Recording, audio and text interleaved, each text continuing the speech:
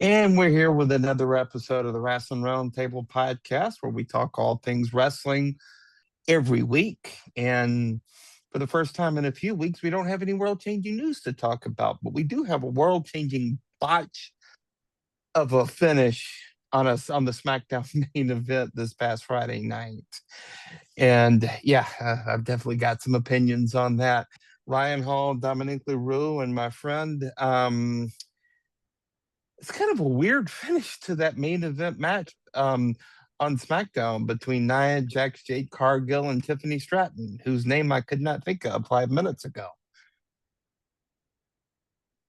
Yeah, that was absolutely funny that we were sitting here talking about that match, and you was like, "Who's the third person in the match?" And I was like, "Tiffany, the It was champion." a title. It was a freaking title It was the match. title. It was the main event of SmackDown, the title match, and that proves to us, you and I, that it's time for that title to change hands because the fact that you Yeah, could even think of the champion of SmackDown in the women's division is very astonishing to me.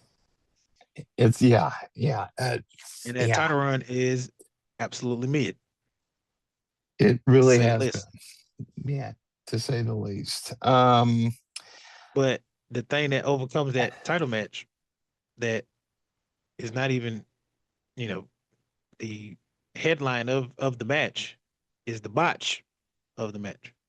Oh my God. Yeah, that has been all over the internet wrestling community over the past few days. And yeah, we got some thoughts.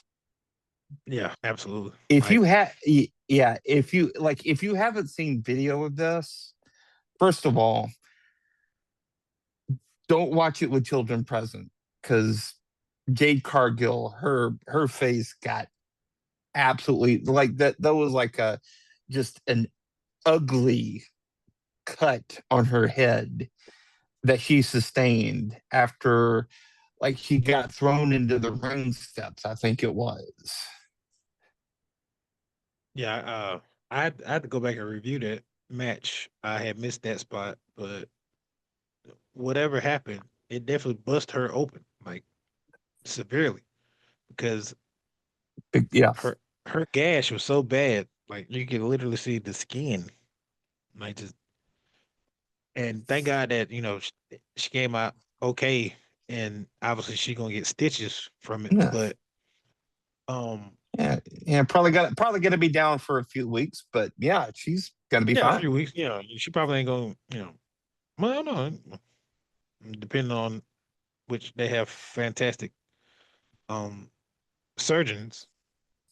Maybe they can stitch it up pretty good to where it's not as noticeable. But with Jade, I wish her a very quick recovery. The question I had threw out to you before we started the episode is, first of all, before I get to the question, um, I really wish they wouldn't have gave that belt back to Stephanie. I mean Tiffany, my bad, I'm sorry. Tiffany. Because it does nothing for the champion versus champion match at Crown Jewel. Other than tells me in my eye that if you finna see an undefeated streak versus Stephanie's up up upkeep of going up into the atmosphere of being a superstar, I'm gonna pick Stephanie because I'm not gonna have you make me believe that Tiffany, I keep getting their names, but Tiffany's undefeated streak is better than Stephanie. Like Stephanie has the crowd, she has everything about Stephanie screams like Rhea Ripley, like on that atmosphere. Like she's Hmm. rising to the top like Rhea. Tiffany's been mid. The reign has been mid. Her character's mid. The only thing that isn't mid is her athleticism in the ring. But it's underwhelming her character on SmackDown. Which is a shame because when she was in NXT, I thought she was going to be the next Charlotte Flair. Oh my God, that reign in NXT was crazy. I mean, I don't understand how you go from like the next big thing in NXT to like the next person to lose to whoever wins that belt back. Because it's like Yeah. a placeholder. She's basically a placeholder. That's how she's been to me. But they keep pushing out, oh, Tiffany's undefeated. Tiffany's undefeated. Who has she wrestled? But they keep putting the belt, they keep letting her keep that freaking belt. Right. And then like I get it. You know, she won a triple threat match. Okay, cool. She's beat Nia what, 3 times? But this time it took a triple threat for her to At least, yeah. nah. She beats Trish, right? Trish is a retired Hall of Famer. Like as much people say, oh, she's not retired. She's retired. She don't go on the road day in and day out. She's taking her kids to soccer practice for crying out loud. She's not going She's out taking on the the kids road. soccer break. She's a mom. Yeah. Who else? Who else you wrestle? That just shows you like it's been underwhelming. Like I can't even sit here and think about the people that she's beaten to defend that belt. If you're remembering our episodes back during WrestleMania, like during the WrestleMania build, you and I were both all over that match that she had with Charlotte. Like there's no heat, there's no momentum, there's no energy behind it. When it should have been one of the marquee matches of the whole freaking weekend. It should have been one. Yeah, it should have been the match of night. What was it? One? Yeah, yeah. Night one and night two, but it wasn't even. It was terrible because it was Yeah. built wrong. It was it was just terrible. Just like her reign has been terrible. Like the top 2 people she's beaten defending that belt is Charlotte and Nia Jax. And now, you know, yes, she won in a triple threat, but the only reason why she won in a triple threat is a botch. 2 times. Like, who's to say who would have won that match if Jade wouldn't have got busted open so bad? And I think it really goes to show you just how thin the women's division is on Friday nights because, I mean, like it keeps circulating through the same people, but they never take that belt off Tiffany. Never. It's getting to a point now where this is no disrespect to her whatsoever. But it's getting to a point now where I'd rather see Chelsea Green as the champion. Because Chelsea Green has her character is more developed than Tiffany. She has more charisma than Tiffany. I mean, like everything. She has a thing going on, like between her. The thing between her and Nick is funny, like absolutely hilarious, and to the point where I can see that being an aspect in her having that title. Like, oh, I'm the champion. You know, I'm the face of the brand. Blah blah blah. You shouldn't be treating me this way, Nick. I'm your champion, right? And Nick is like, yeah, that means I get to tell you who you finna defend that belt to. Like, this is no disrespect to Tiffany because we love Tiffany. We said this in previous past. Like, we thought that she was gonna be on the same aspect of a Rhea, of a Charlotte, of a Stephanie. But for some odd reason, the absolute booking of her title reign has been terrible. Then to sit there and throw it in our face about her being undefeated, it's like, to me, it's like playing on a video game, putting the difficulty as very low. And then sitting there telling me that you're undefeated on a game that you're playing rookie. Like rookie mode in Madden or something like that. Yeah, absolutely. But like the question now, circle back to the question I was going to ask you. Well, I asked you before we started the show. Right. Do you think from that injury that Jade has had, could they propel her to being a badass? If they book it right, absolutely. And I'll tell you why. Because how did the Stone Cold Steve Austin character catch on? When he was in there, passed out in the sharpshooter, face full of blood at WrestleMania. You brought up a great aspect of Triple H. Triple H, when he did that hardcore match with Mankind, with Mick Foley, um, just beat the hell, bloody face. Um, that's when he brought the Um, sledgehammer out for the first time. Thumbtacks on his knee pads and ankles, and that's when he I think he broke his not I don't know if he broke his ankle or fibula or something, but like he had he had a wooden piece stuck in his calf, right? And Oh like he was God, fighting through it yes. the whole entire night, and he had thumbtacks and stuff on his body or whatever. But that's the same. Right. That was the birth of the cerebral assassin. Like he was sadistic, and he had a sledgehammer, and he was hitting Mickey in the head. Oh, and he I think he handcuffed Mick and was just beating the holy crap out of Mick or something like that. Mm-hmm. But Mm-hmm. I mean, handcuffing Mick that'll definitely prepare you to a status no one can touch. I mean, The Rock did it, Triple H did it, so. Right. But Right. I yeah, the mean, birth look at, is cerebral assassin. yeah. But yeah, but I feel like the closest comp that comes to mind to answer your question is a Becky.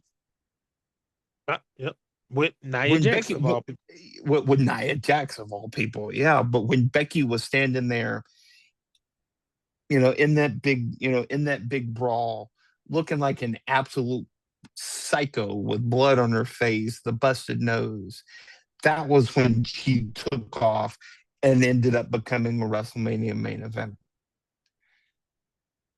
And, in a main event of a WrestleMania that may very well be going on 5 years later. But my point is that if they book Jade Cargill right, if they book her right, this could be the thing that takes her off. Because I kind of feel like they've been kind of playing her character, I don't know, like a little soft. Um, I feel like Naomi getting pregnant didn't do her character any favors, because I Mm. still feel like there was heat with that whole beatdown angle. Now there was still room for them to circle back around. I say Royal Rumble, maybe. Yeah, maybe Royal Rumble going into WrestleMania season where they could have built it up to involve her, Becky, no, excuse me, her, Bianca, and Jade for that title. Because Speaking that of would have definitely Bianca, she gave sure is that. Yeah. that finger's messed up. Was it just a broken finger at this point? Because she's been on the I show mean, she for said, a minute. I think in the podcast with Stephanie McMahon, she said that the fingers healed. It's just the ligaments. It's kind of hard for her to bend her finger. Yeah, yeah, yeah. That's right. It's kind of screws up her grip strength. Yeah. So I mean, she definitely needs that, especially to do the KOD. So Hmm. Yeah, kind of important for somebody in her profession. yeah, especially with the type of move set she do, because I mean, outside of her being hella athletic, I mean, she's hella strong too. So Exactly. a power Exactly. lifter. But yeah, I mean, to answer your question, if they play it right, that could be the thing that catapults Jade Cargill. Um, I mean, Jade Cargill's never gonna, like, she's not going to I think, win any 5-star Tokyo Dome Classic matches at this point in her career. But she's getting better. She's not the liability in the ring that she used to be. Hmm. And I think they can play on the Nia Jackson her rivalry a little bit better with this because obviously Nia is the one that took her out in a sense like that. So you can build that up and pretty much do like you did with Becky. I'm the one that really made the man because I broke your nose. Right. I'm the one that really made that bitch because I busted you open. Like I'm the one that pioneered y'all's careers. Only if they can play it right like that. Only if like after this Jade do become Jade from AEW and then circle back to that.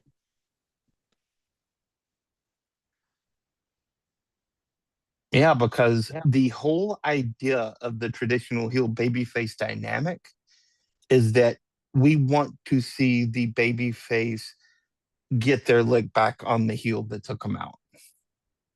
Period. That's wrestling booking 101 from the days of Frank Gotch. Mhm. Absolutely. Yeah. But we have to talk about the botch.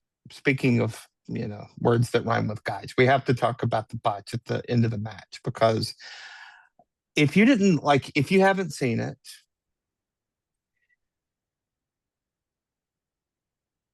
when Tiffany went for the pin, the ref pulled up after she counted two. Yeah. Now that kind of brings up something to me because wrestling referees, I think, are taught,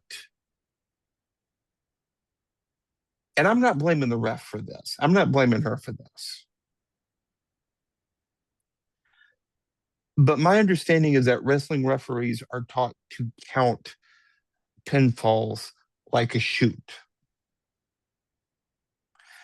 Like if you don't kick out if you don't kick out at two when you're supposed to, that's on you. But something about the way that this went down Friday night, the internet is doing what the internet does, and that's just complaining about everything. But Yeah. I like I some like I know Vince Russo is, you know, Vince Russo is Vince Russo, but um no, you're not invited on our podcast, by the way, Vince, bro. But Yeah, the comment about her losing her job, that was um out it of was pocket. unnecessary. It was unnecessary, is what it It was was. very out of pocket. Like this ain't the early '90s or whatever the case may be. They take things very seriously, as far as like equality and just like overall, just you know, it wasn't her fault at the end of the day. It wasn't her It fault. wasn't. She was just doing what she's paid to do. She was doing what she was trained to do.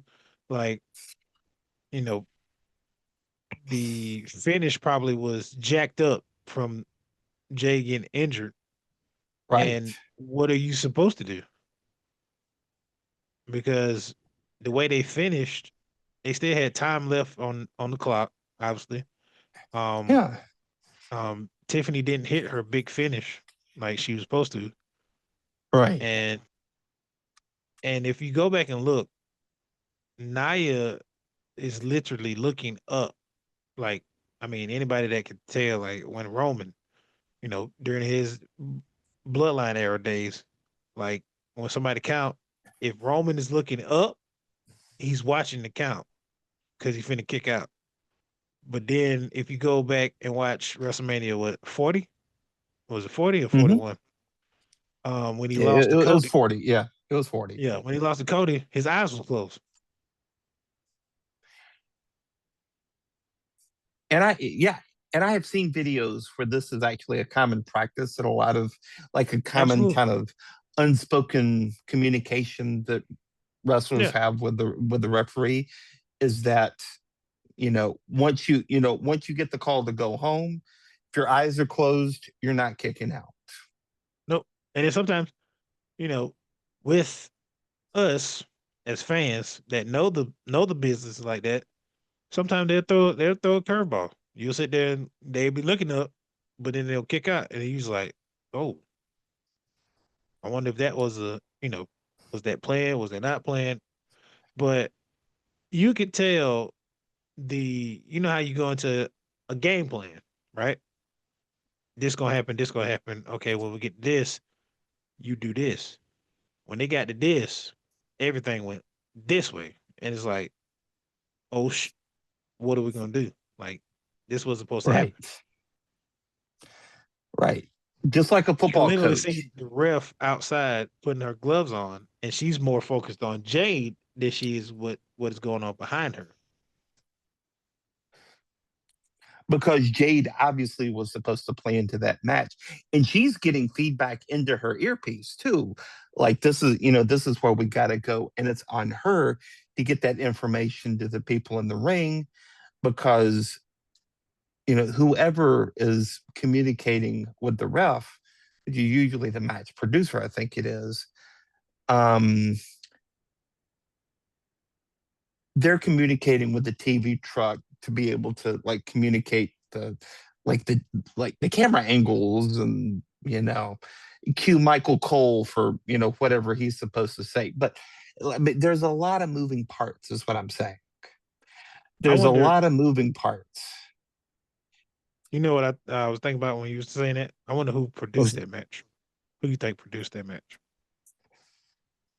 It hadn't come out. It hadn't been made public. You think Bruce did it?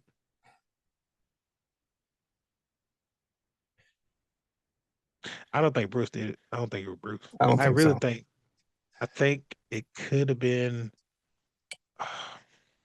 Excuse me, I forgot his name. Mr. Glorious, Mr. Glorious himself, Bobby Roode. Bobby Roode. Hmm.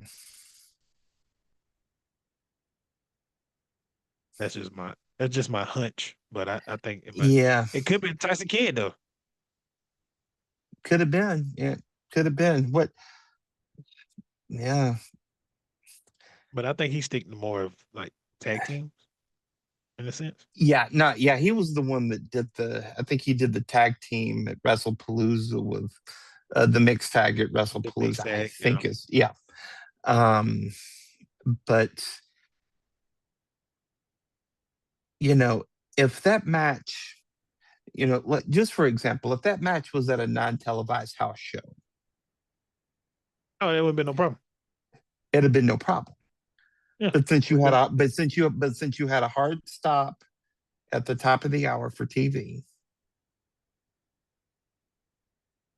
and like I have seen numerous interviews with wrestlers, when you're on TV, you've got to hit your marks. You've got to hit your marks, or else you're going to miss the finish, and you know you're not going to be able to get that finish right at the top of the hour. Mm. And it's a lot of things And that got hit perfectly on the televised match. You don't get the yeah, same yeah, freedom I you mean, would get at a live event. right. I mean, if you were at a live event, um, they might have just called off that match. They might Yeah, have just like ended the match and had them go home. yeah.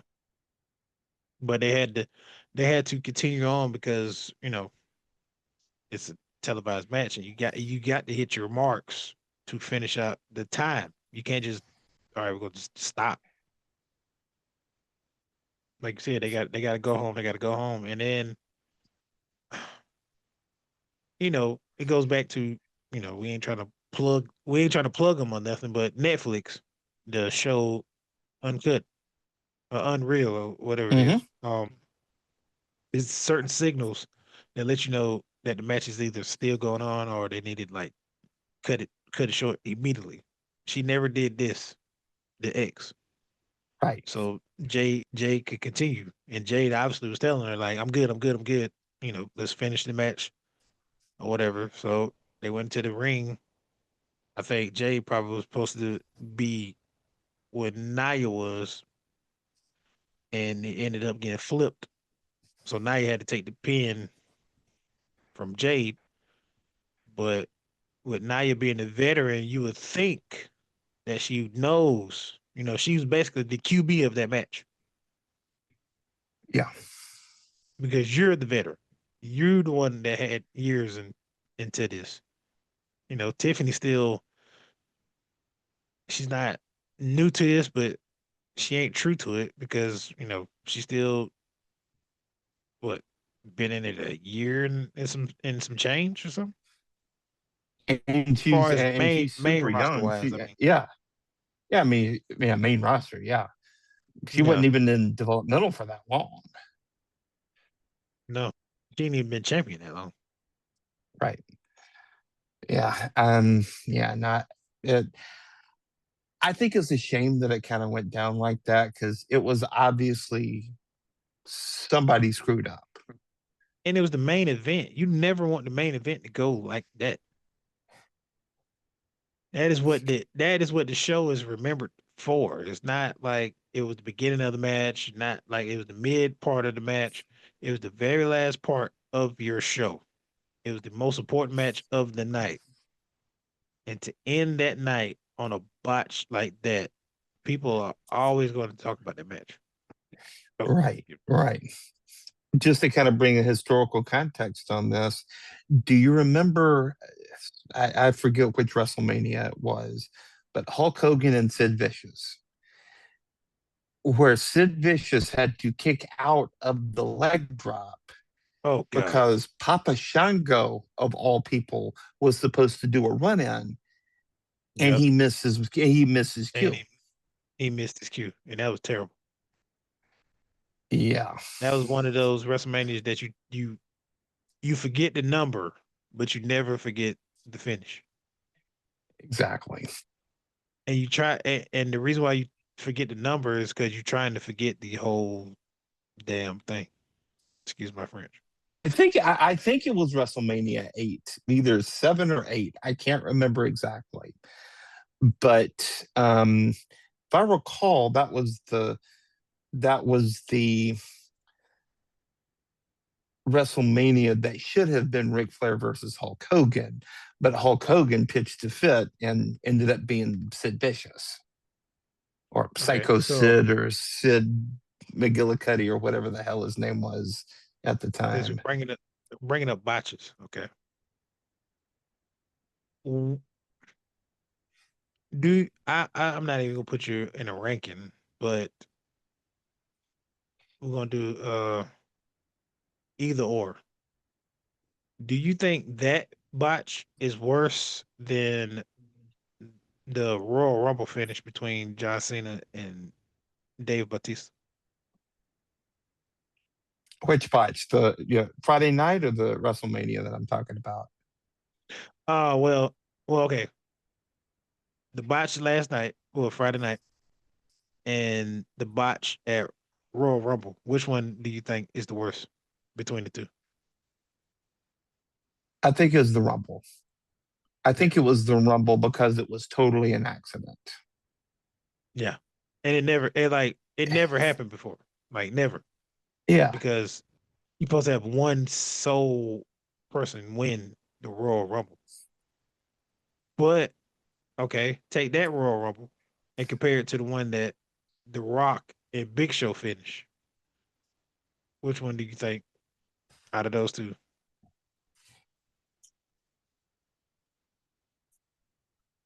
Because the grace of God, you see Rock one foot hit the ground, but you don't see the other foot because of the Big Show's body's covering his legs. So you can never, it's not a definitive answer that both feet touch the ground. Right.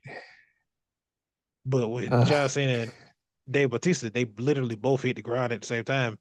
Then on top of that, you have Vince McMahon coming out pissed off, face red as my shirt, goes into the ring and blows both his quads up. So he's literally sitting on his butt looking up at both men. But he's so hot that he's hot, but then concerned at the same time because he can't stand up. It's like he was going into the fight both of them and then realized, oh God, my legs are out. Please don't beat me up.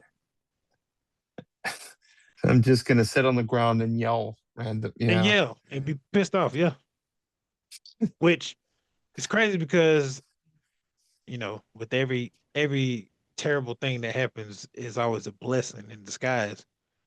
And then you turn around and not only do you have John Cena and Dave Bautista like both win the Royal Rumble, but one picked one title and the other picked the other. I'm not sure. Did it start the whole split brand titles, or it just happened to be that way? I think it. I I think that was more of a coincidence than anything. Yeah, I think that was more of just a coincidence than anything else. but it's just it's wild to even like sit there and think about like that, and it helped the product more by it being that way.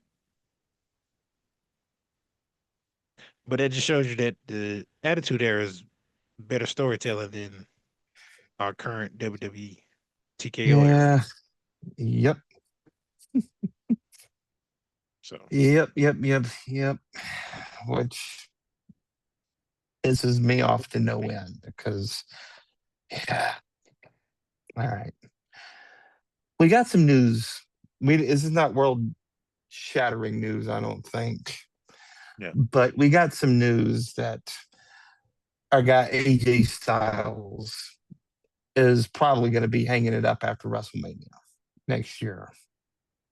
Now, obviously, AJ Styles, no slight to him because he's a Hall of Famer, but he made his bones in TNA and in Japan. Now, granted, he's been in WWE for I think 10 years now at this point, but he really made his bones in TNA in Japan. Now, what do you think would be a great send off match for him? And why should it be in a TNA ring? And yeah, I know I set you up for that one, but I think you know where um, I think you know where I stand on that. I actually have a person in mind, but I don't know the person's name. Excuse me for not. Um, I do remember him coming into the ring and talking to this guy and giving him the like cap send up. The guy that had I don't know if he still has the belt or not, but the X title,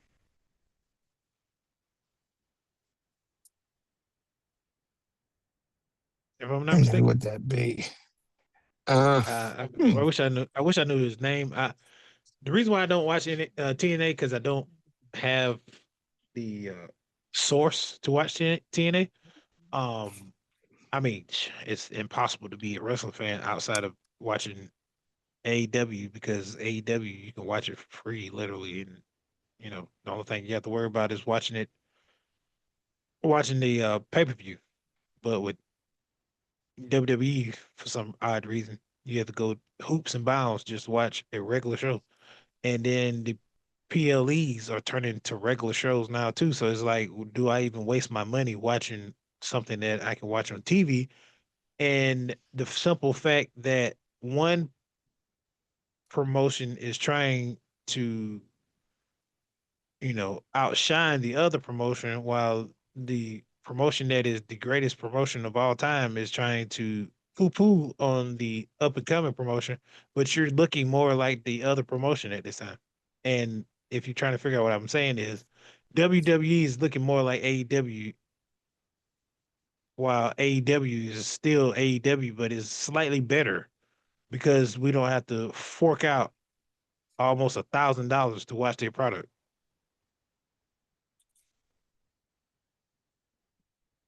But I believe the proper send off for AJ Styles, let's see, it has to be TNA because that's where he made his bread and butter. That's where AJ Styles became AJ. Excuse me. New Japan is another part of what made AJ Styles. But in American culture, TNA was definitely what started the phenomenal one. So Yeah, agreed. Absolutely. It would be kind of a shame if they could, it'd be kind of incredible actually if they could bring back the six-sided ring for his last match. I can see it. I can see it. That would be great. Not Yeah. you know WWE is all big about bringing stuff back or giving us nostalgia factor. So I mean, they own TNA, so why would you not do that? Doesn't make a bit of sense to me. It doesn't Not make at a bit all. of sense to me. And I feel like the what am I looking for here? I feel like like if you could just turn back the clock to, you know, to prime AJ Styles, mid 2000s. Um, bring back a Jerry Lynn or like a like a low key or even Ron Simmons.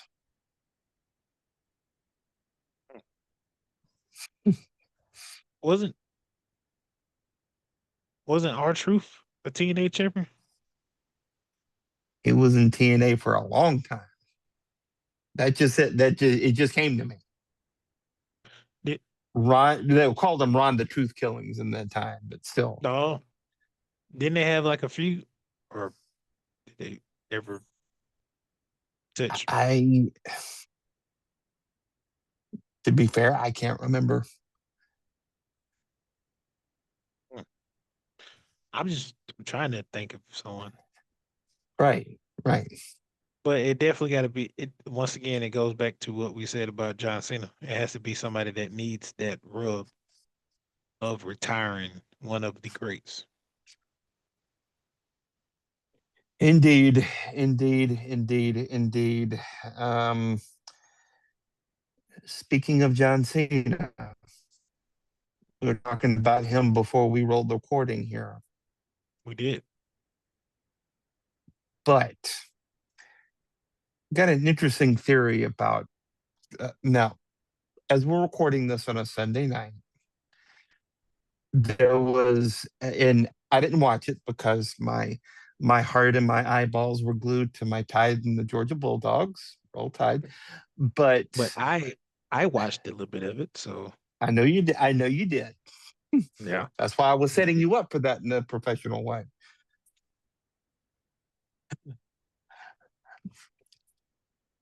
They finally took the belt off over Femi. They did. Now, one of our group members in our group chat has an interesting theory about why.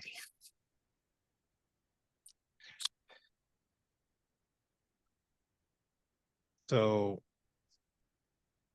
um, in a shocking event, uh, for anyone that didn't watch Heat Wave, um, Ricky Saints defeated Obi for the title. Now, Obi has been carrying that title for how long? Like almost a calendar year, if not more. I And think more than a calendar year. I mean, he's had it for a he's while. been he's been on the same as Walter at the time, now known as Gunther. But the destroyer is not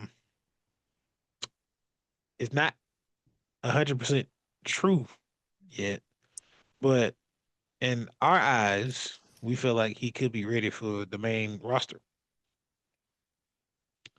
And taking one of your biggest stars and having them lose is definitely a big indicator of potentially sending that guy into the main stratosphere. So, as a good friend of ours in the group predicted, and I mean, we got some phenomenal people in our group that I mean, they come with the predictions. So, he said that Obi could be the one that probably retires John Cena. Now, Retires, air quotes, John Cena. yeah, retires, air quotes. Right. Um, and with the thought of John Cena getting retired by Obi, um, I think we said this in a previous episode. If not, you know, we talked about it. And one of the greats, Bubba Ray Douglas, I believe, said that somebody like John Cena, you don't retire on a regular old Saturday night main event. Like, as much as they want to glorify it, as much they want to, promote it on Peacock and it's on NBC, it's special, blah blah blah blah blah. It's still a regular. It's a glorified live event, basically. That's what it is. Exactly. Exactly. Um, and people be like, "Oh, why you say glorified live event? Aren't all of them glorified?" No, no, no, no, no, no, no. A PLE is supposed to be like this thing that is unattainable on a regular scheduled programming. PLEs is supposed to be the cream of the crop, the biggest show of that month, that build up of storylines going into a show where it is either paid off or a continuation of it. And Saturday night main event is neither one of those. Saturday night main event is just like a cash cow for us to watch something on NBC when they don't have a televised football game to put on TV. To be fair, Saturday night's main event back in the 80s was appointment television. Oh yeah, Saturday night's main event in 2025, not so much. yeah. I didn't have the fortunate um memory of seeing that as a kid, but now 2025 is definitely a glorified live event. But Right. I wish they would get it back to that. But with TKO being involved, that's neither here nor there. But with that being said, Obi is a good choice. But the reason why we say quote unquote retired is because we feel as though, just like Bubba Ray, John Cena don't need to retire on a Saturday night main event. A person of his stature, uh, first ballot Hall of Famer, no question. He should retire at WrestleMania. Like we both agreed before we got on this episode, all the greats have retired at WrestleMania, and I'm talking Yeah. about greats. Ric Flair, you know, hell, we even see Triple H retire at WrestleMania, and he wasn't even wrestling. He hung up his boots at WrestleMania. Undertaker, HBK, Yeah, the list goes on. Stone Cold twice. Stone Cold. Yep. Um, you know, Vince McMahon, quote unquote, but that's because of outside things. Yeah. Well, he brought that on himself. Yeah, he brought that on himself. But the list it's a deep list and it's well deserved list because WrestleMania is the Super Bowl of that product. That's where you supposed to retire. Like, NFL, John Elway retired after winning his second Super Bowl? Something like that. Yeah. Second Super Bowl. Yeah. Yeah. Like you're supposed to ride off in the sunset at the last biggest show of them all. So I mean, John deserves to retire whenever he wants to retire because he earned that aspect of it. Yeah. But knowing John like we know John and see John the way we see John, he takes pride into giving back to the fans that made him who he is. Case in point, we got an AJ Styles versus him match. Like we Hey, Crown spoke, Jewel. Yep. they listened.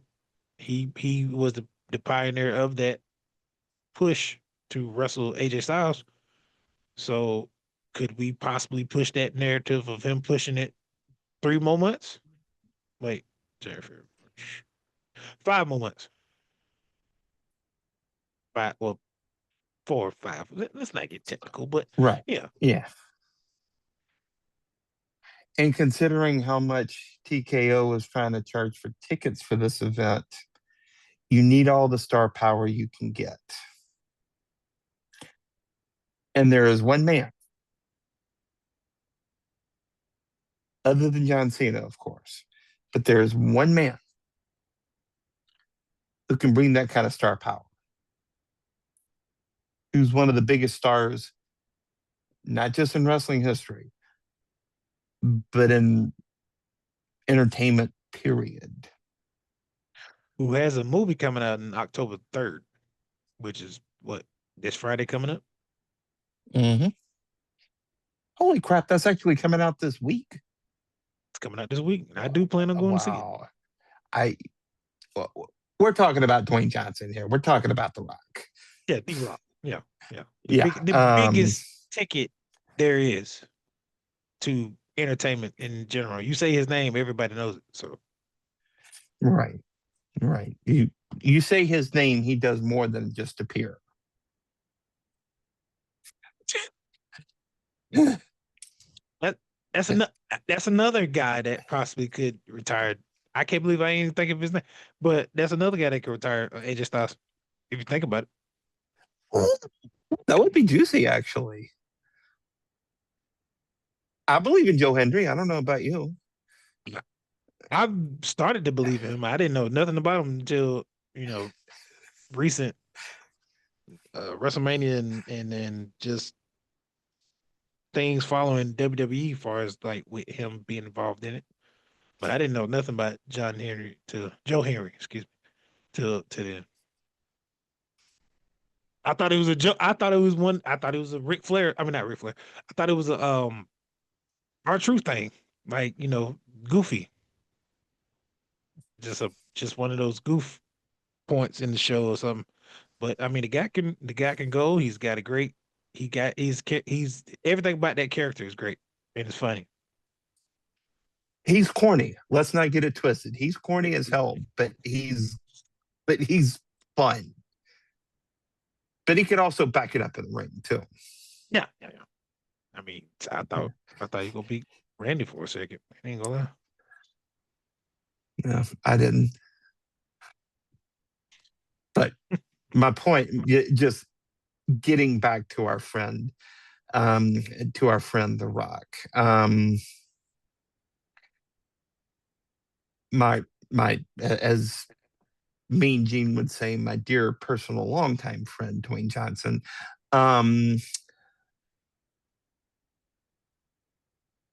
Like I could definitely see it. I can see it in my mind's eye. First of all, John Cena is not going to go out with a win. Old school is, he's as old school as it gets. You're going to go down, you're going to go out looking at the lights. Give him that time. Give him that, give him that standing ovation as he slowly walks his way back to the dressing room. Don't even play his music. But then as he gets halfway up the ramp, The Rock's music hits.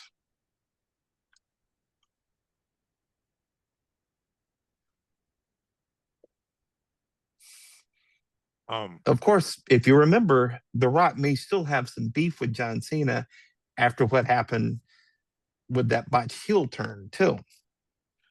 And that's what I was waiting on you to mention, because that way you can right or wrong from the whole Travis Scott fiasco. And also, not only does it help that storyline as far as the heel turn or whatever, but it also builds on the whole final boss aspect of it all. Because that entrance to me is probably the best work that The Rock has done, like his whole career. Because you think about the evolution of The Rock, right? He goes from literally basically being in the business because of his father and his family bloodline, right? Mm-hmm. Um, Vince does what Vince always do, try to push the second, third generation guy to be the face of the company, blah blah blah. You know, the crowd is always going to do what they do. If they like him, they like him. They don't, they just totally despise him, right? Um, not saying that he almost got cut or whatever, like John Cena, but he goes from hurting, messing up his knee, goes and comes back, joins the Nation of Domination, right? Mm-hmm. Die Rocky Die, all this other stuff. He turns that into like the Nation of Domination Rock. He turns that into Corporation Rock. Joining Vince McMahon and winning the title. Then you turn it to the great one. Now you're the fans. We love you. You the people champ. This, that, the third. You go to Hollywood. You become Hollywood Rock. I thought that was one of the best rocks, but he's like we said in earlier episodes.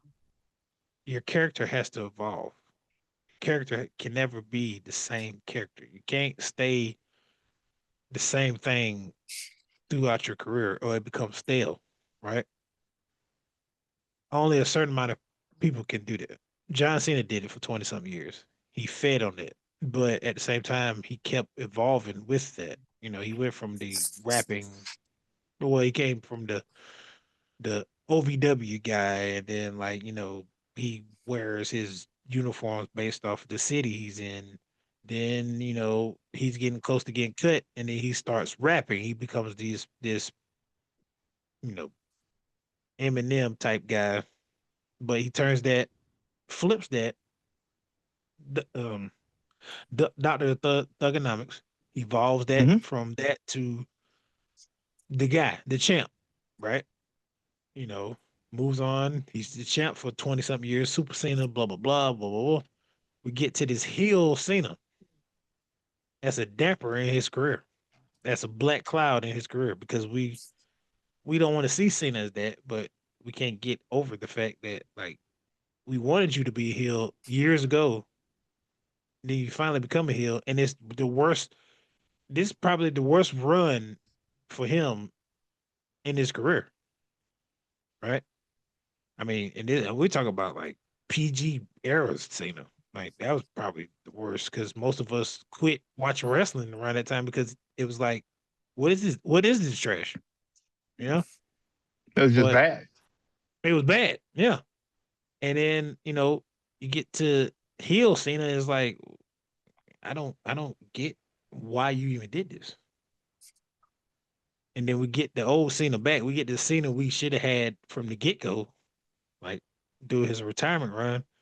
And the main culprit to do what caused the terrible heel turn was The Rock. So why not The Rock be the one to finish out the story? And could you imagine that though? Like when what they in Washington D.C. Yeah. So Yeah, they're in DC. he loses to whoever, retires, right? He gets Right. the big send off, everybody clapping, crying, this and third. You see, Right. little children, moping and hugging their moms and this and that. And just before he gets out of that ring, we get the same thing that we saw with Cody. You remember the entrance with him and Cody? I think it was on a Raw or something. And I think he introduced the whole final boss entrance. Lights go out, right? And you hear lightning. And just give me some throwback lightning. Like you remember when the Undertaker like had that chair, it was sitting in the ramp, and the lightning bolt just hit it, set on fire. I need that from The Rock. I need something like lights go out, it's a lightning bolt hits the ground, poof, something blows up in like flames, and it's The Rock's like Brahma Bull symbol on fire. Right? Right. He comes out,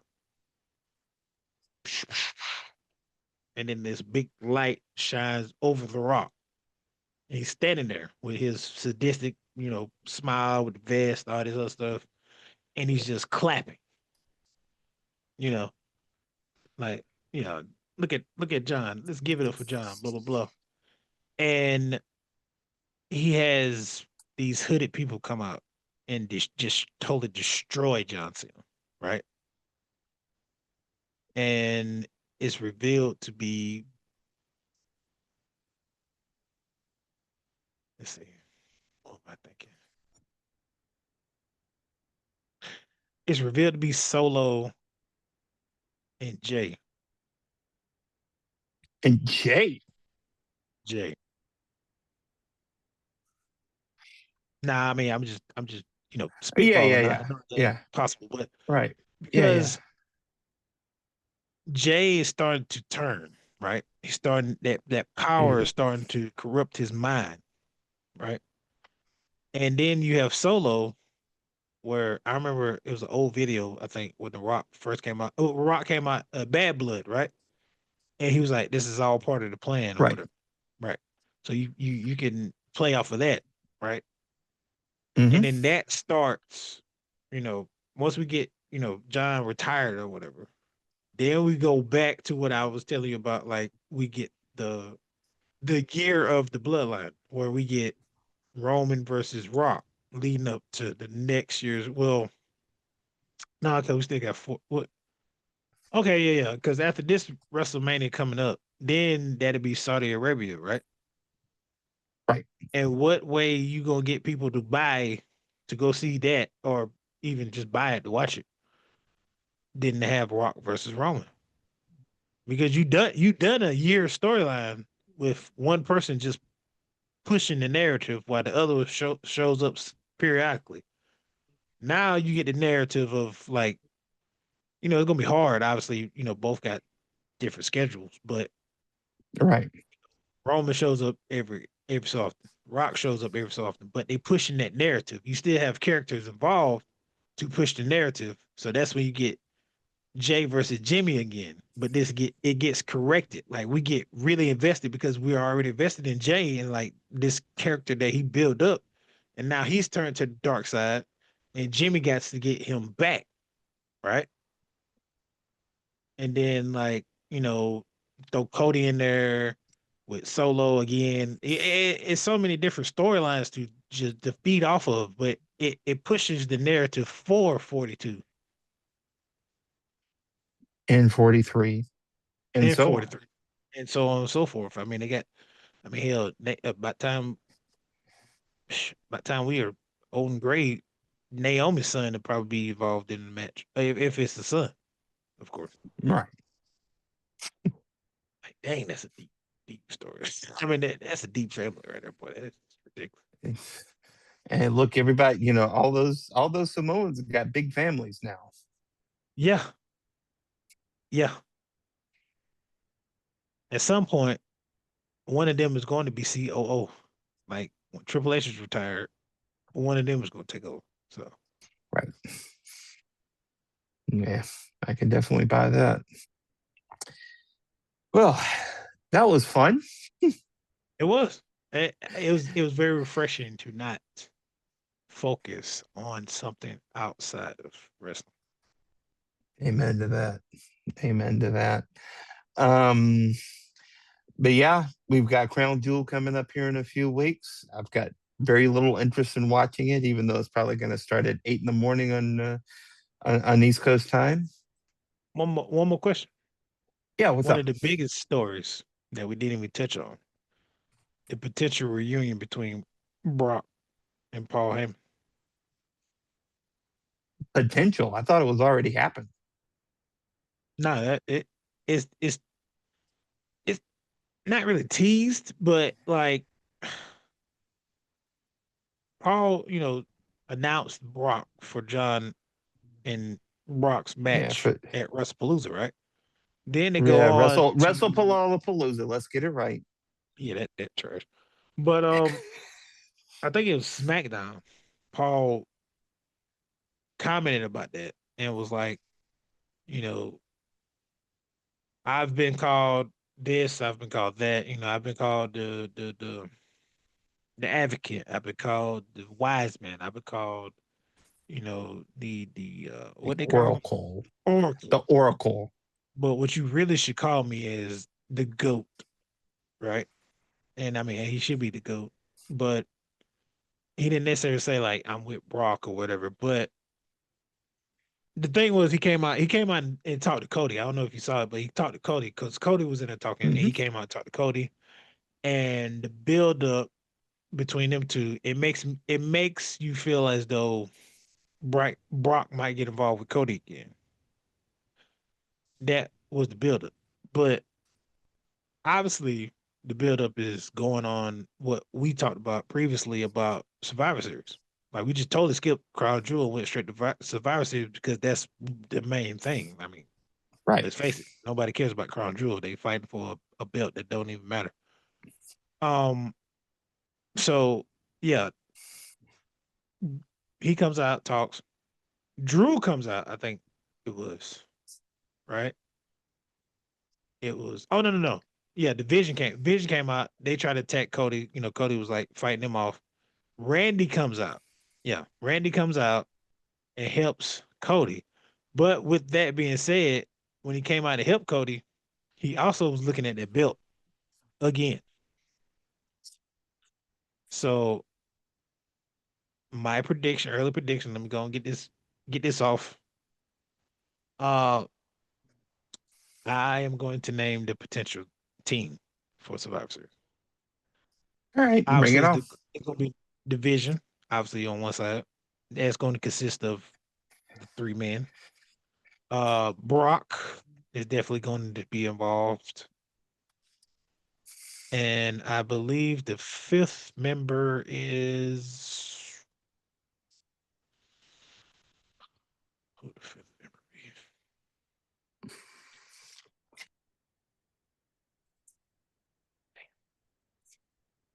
That's a tough one. Hey, you opened this I'm gonna door, just man. say I really did. I'm gonna just say it, but I know it's probably random, but I'm gonna just say it anyway. I still think Drew is gonna be involved somehow. I can I can buy that. And it makes sense. Or LA Knight.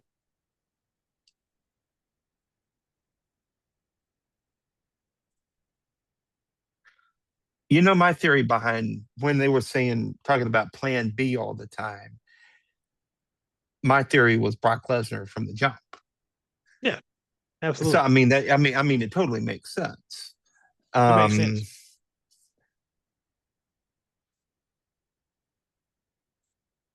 but yeah, I can definitely and you don't necessarily have to go 5-on-5 here. Yeah, you can go four and four. But it just make it Right. for the way it's been the past few years, 5-on-5 feels right. Because you have It four men does. in the It does. cage. And then like that epic one though, that face off between CM Punk and Roman, when Roman stopped CM Punk from going and told Sammy to go, that was Hmm. that was meme worthy for sure. Yes. But that five, and then on the other five, obviously it's Cody. It's definitely Roman. It's in San Diego. We haven't seen Roman in about 2 months, 2, 3 months. Right. I mean, he got to get his get back, obviously, against the Vision. Jay,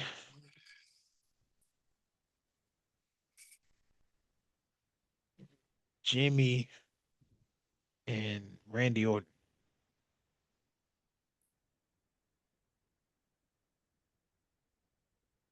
Randy over Sammy. Yes. Okay. Now I say that because one,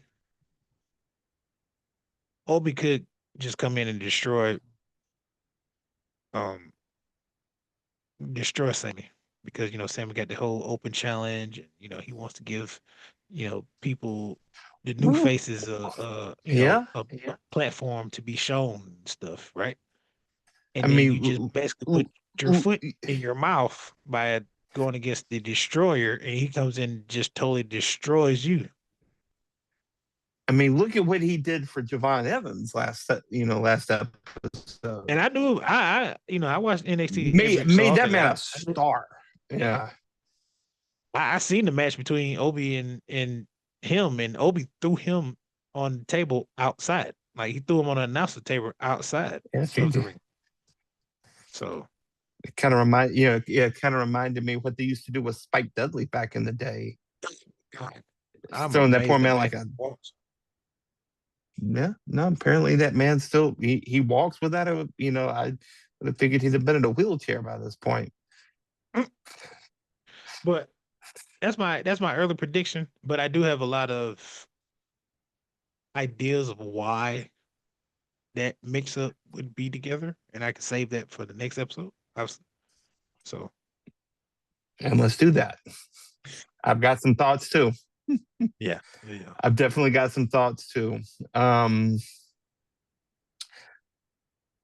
more quick thing for me before we wrap up here. I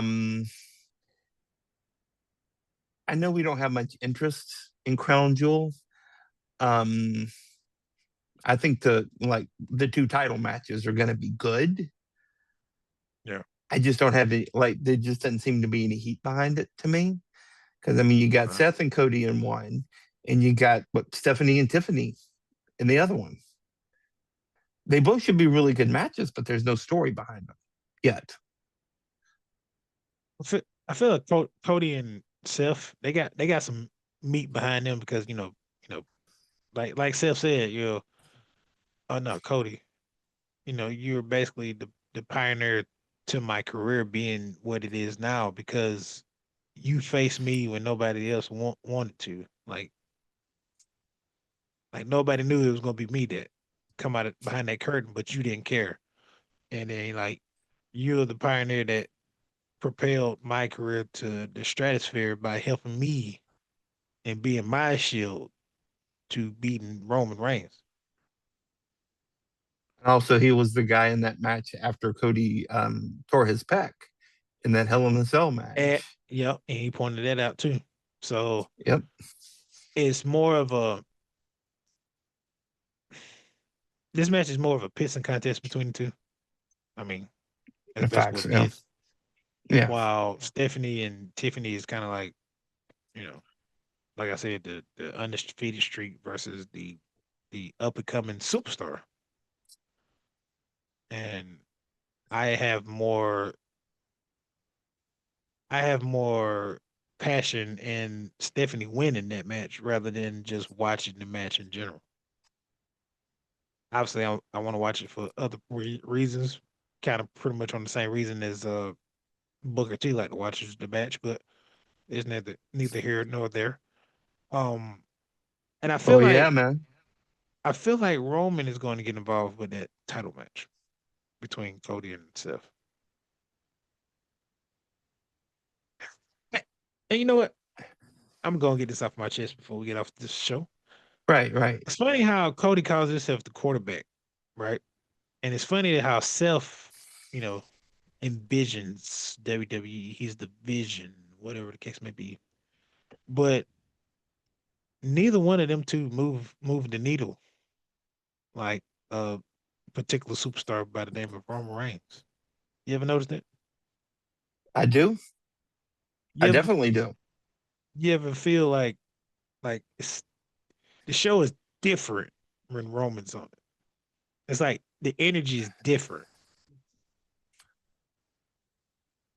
Like there's a different gravitas about it. Yeah.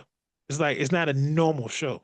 It's not like this is just something to watch on Monday night and just something to watch on Friday night. You're not invested in the show like you would be if Roman pops up. You're not looking Right, forward to the segment when he's involved in it. because every time when that music hits, Everybody's on their feet. if it's a surprise, everybody's on their feet. It's almost gotten to the point where when those drums and that music hits, it's almost as big as when the glass breaks.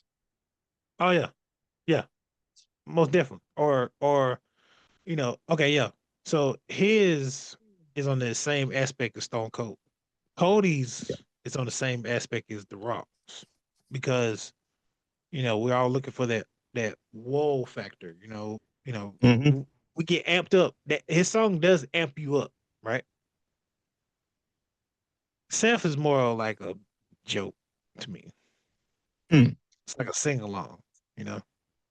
It's like it don't get you crunk. It don't get you like, oh, it's finna be a fight. Right. Oh snap! This is finna get crazy, right?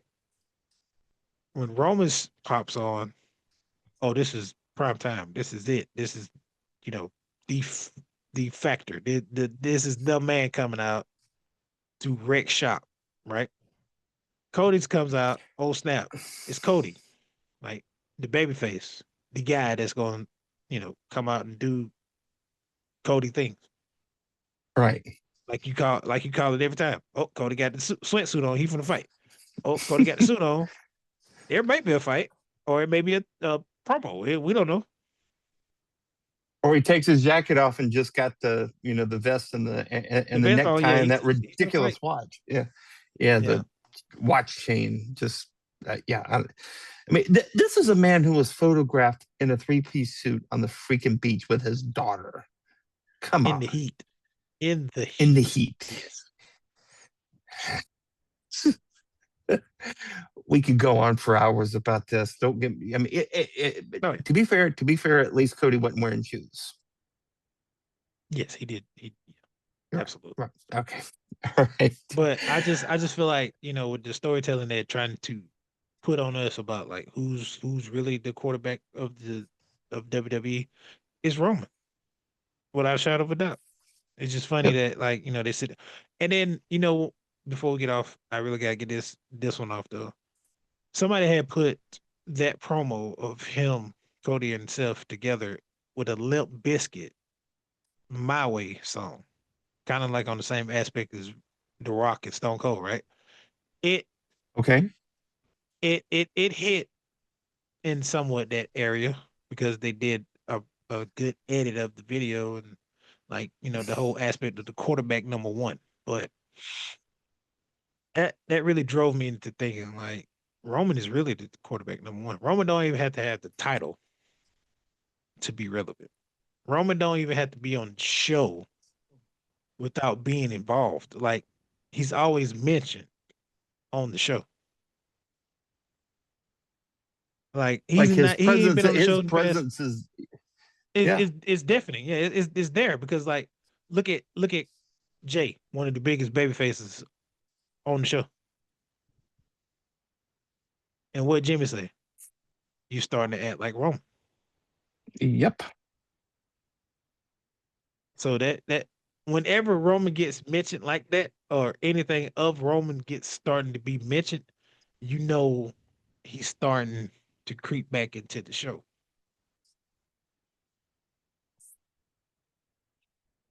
I would not be surprised to hear that music hit here in the next episode or two of Raw.